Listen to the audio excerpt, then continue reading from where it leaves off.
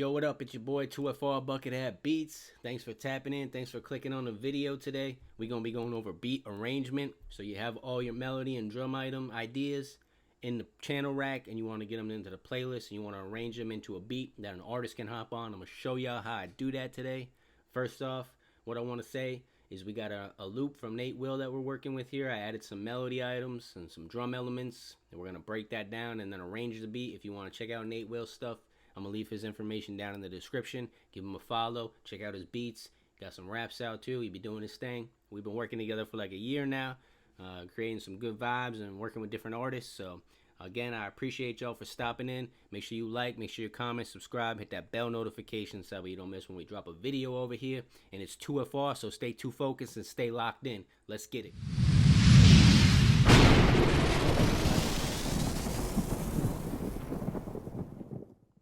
Alright, so we're in FL here, and I have all my elements, and I'm gonna right click here on the playlist, on the channel rack playlist, and I'm gonna split by channel, and that's gonna give us all of our individual sound elements that we have in the beat. I'm gonna drag them all over, and then we delete this one because this has all the elements.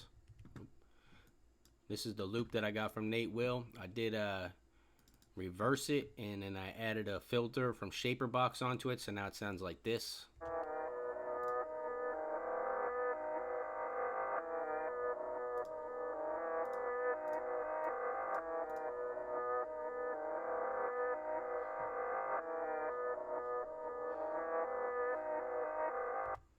I'll play everything in context together, let you hear what we got.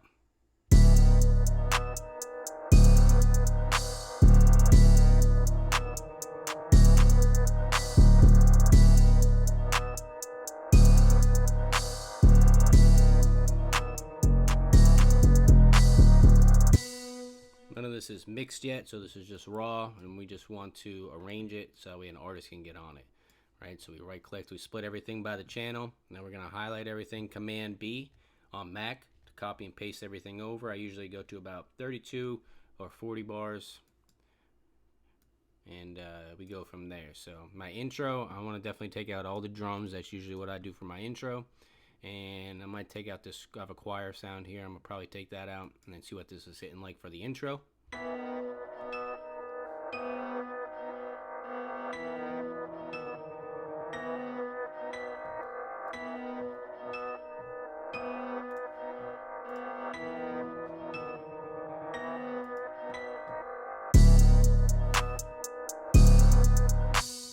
So when your hook comes in, you want all your elements to be there. So I bring back in this little choir sound. All your drums come in for the most part. If you have kick 808, you could switch it up and put the kick for the first half of the hook, and then the 808 for the second half, or vice versa, or have them both playing at the same time. Now for this beat, we don't have a kick. We just got our 808 here. An 808, a crash, a hi-hat, and a clap. So going from the intro.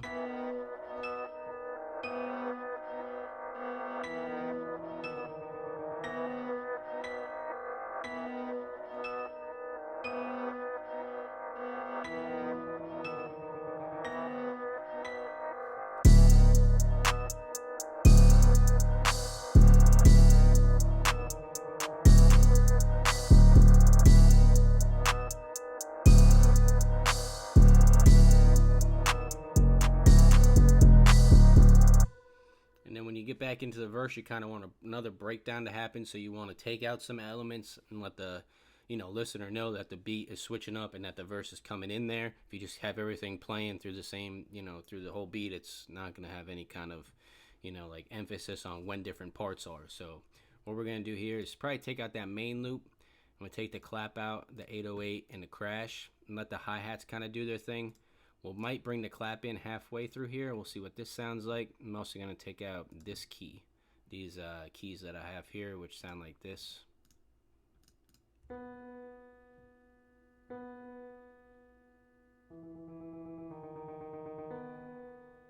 Alright, so take that out, and so we go from our hook into our verse.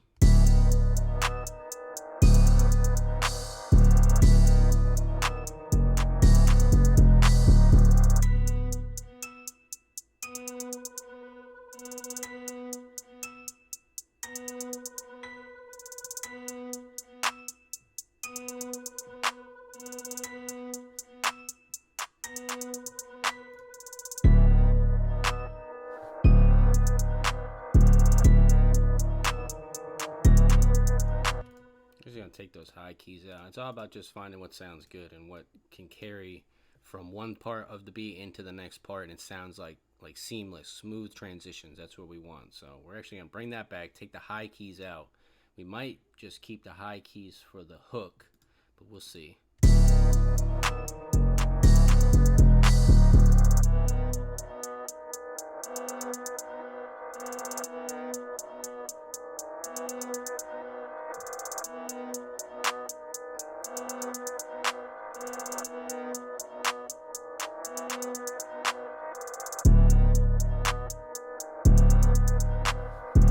That's a vibe right there. So I like the way that transitions. If I feel like there wasn't enough going on without the loop in there, so we keep the loop in there.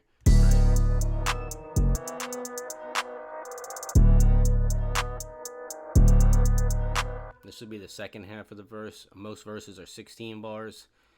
You can do more than that. You can, whatever you're feeling for the vibe of the beat. But typically I go 16 bars and then an 8 bar, maybe 16 bar breakdown. But most of the time I stick to an 8 bar breakdown. You can count your bars here. So I have my thing here set to bar, you could see. So this is 1 bar, 2 bar, 3, 4, 5, 6, 7, 8, and then up to 16 here for the verse. And then our breakdown will come in. And let's say we take out most drum elements besides the 808 and maybe a couple of these. So we'll take that out, and then we'll see what this is hitting for our breakdown from the second half of the verse.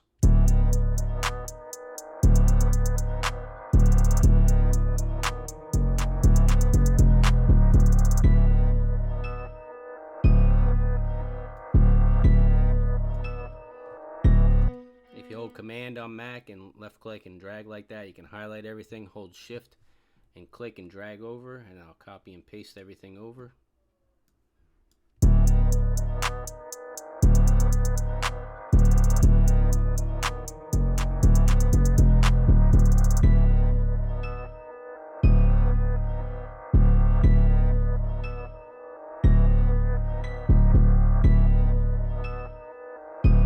And then we go back into the hook here.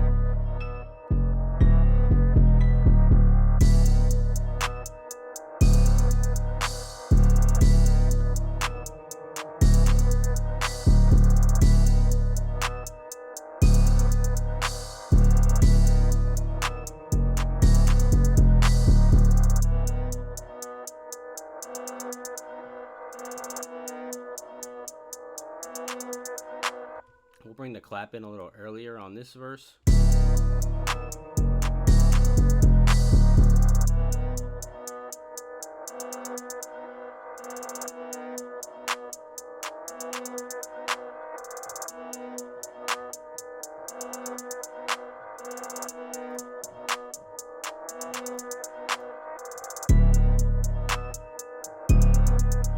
It's always good to change up maybe the second half of the verse. It'll keep the artist or whoever's writing to the beat a little more inspired, hearing different change up and different elements playing at different times, instead of just having the same first half of the song matching the same second half of the song. I feel like if you change up some stuff in the second half, it'll help keep the artist inspired, maybe help them find new flows, or like I said, just keep the ear fresh when they're listening and they're writing or trying to come up with the melodies and the words and the flows that they want to use on the beat.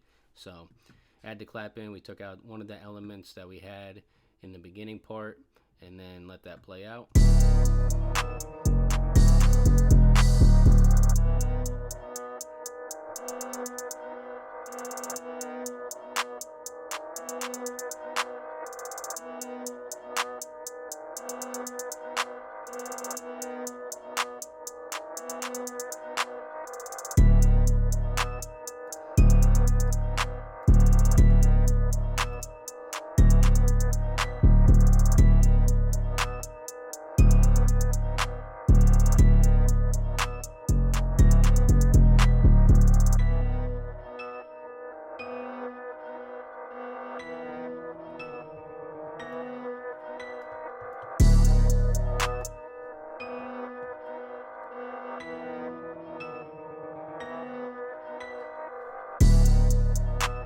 Back into the hook there, and then a little outro part you would want to put here. Maybe put like 1 or 2 melody elements. Probably gonna do these 3 and see what that sounds like, just for a little outro part. It's 2.5 minutes long already, And most beats nowadays, songs that you hear are 2-3 minutes. It's not like it used to be where beats were 4 or 5 minutes long. You had 5-minute long songs. We're just not in that time anymore. Some people still make those type of songs. Don't get me wrong. I'm not saying that they're not made, but for the most part, it's quick listen. Everybody wants that quick gratification, that quick buck, and it's terrible. But this is where we're at nowadays in the music industry, and it is what it is. So you go with the flow. You can step out, like I said, you can step out and create different types of things. If you want to make a long track, there's nothing wrong with that. You just have to find the right artist that's going to be able to perform on a 4 or 5 minute song, because a lot of them, like I said, want the quick buck, and they ain't got it like that. It's a shame. But so we go into the little outro part here.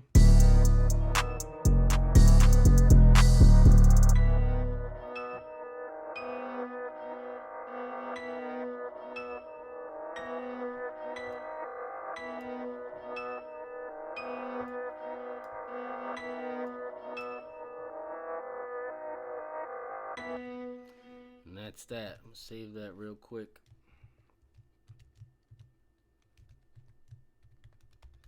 Nate Will, 2FR Bucket Hat Beatz, 120 BPM, and this is in B major. Alright.